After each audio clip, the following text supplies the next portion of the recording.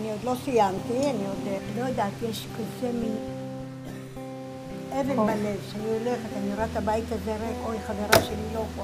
השכן שלי ממול שתעלה לי דברים, גם לא פה, וזה...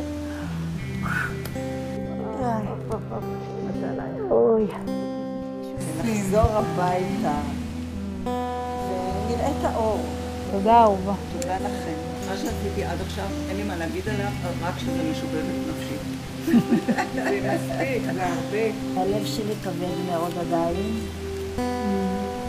רוצה לעשות גן פורח שאני מאוד אוהבת. אפשר לומר שאני אופטימית. הנה, תחזיקי ככה. האופטימיות בהחלט בתוכי.